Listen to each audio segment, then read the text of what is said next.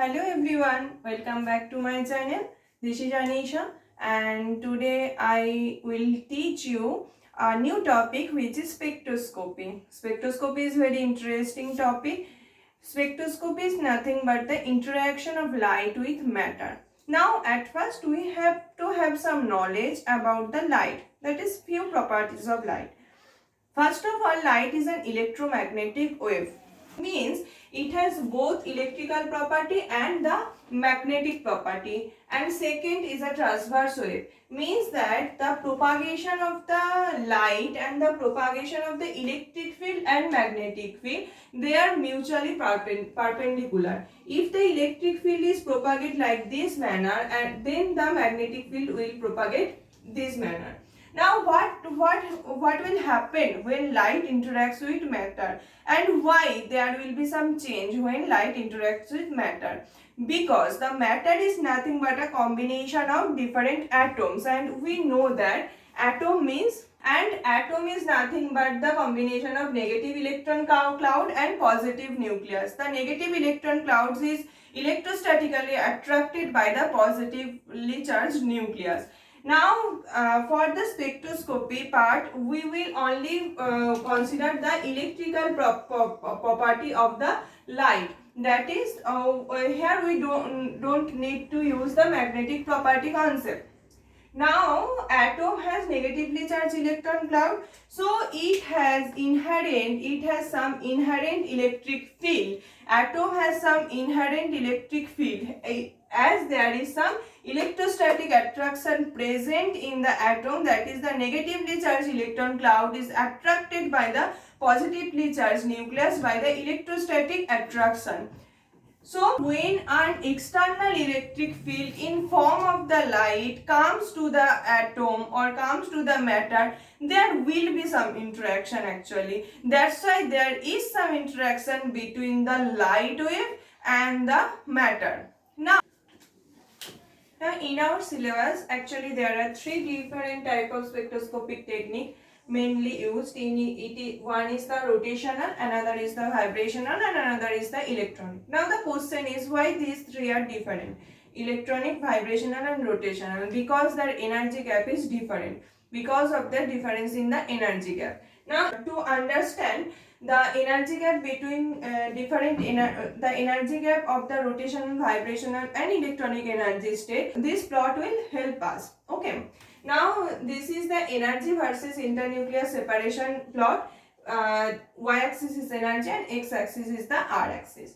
Now this one is the electronic state, and this one also is the electronic state. Okay. Now in the electronic state there are several vibrational state is present. In one electronic state, if this is n is equal to 1 and this is n is equal to 2, then for the n is equal to 1 there are several vibrational energy state is present. These are the V is equal to 0, V is equal to 1, V is equal to 2, that's like that. And for the n is equal to 2 also there are several vibrational state, and in each vibration state, that is from V is equal to 0 to V is equal to 1, there are several rotational energy state present. So energy wise, what is the minimum energy required for the rotational energy state, then for vibrational, and then for electronic? And another important concept is that here we have to remember that all the energy states are quantized. There are a definite energy gap exists between the two vibrational level, two rotational level, and two electronic level. So to excite a molecule in different electronic energy state, we have to put different amount of energy. If there is some change in the vibrational level, we have to put different amount of energy, and for rotational state we have to put some different amount of energy. So different type of radiation is actually used for this different type of spectroscopy.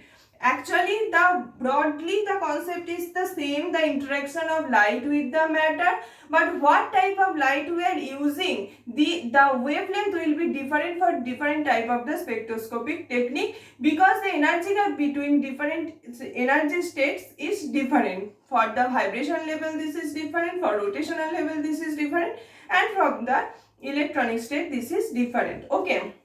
Now, what type of radiation we will use for these three type of the spectroscopic technique? For that, we have to have some knowledge about the energy spectrum. That is, spectrum, the lowest energy is for the radio frequency, then for the microwave, then for the IR, then visible, then UV, then X-ray, and then gamma ray. So in this axis the nu increases, that is nu increases means the energy is increases, as energy E is equal to h nu, or in other word you can say that in this way the lambda increases, as nu is equal to C by lambda. So energy is directly proportional to nu.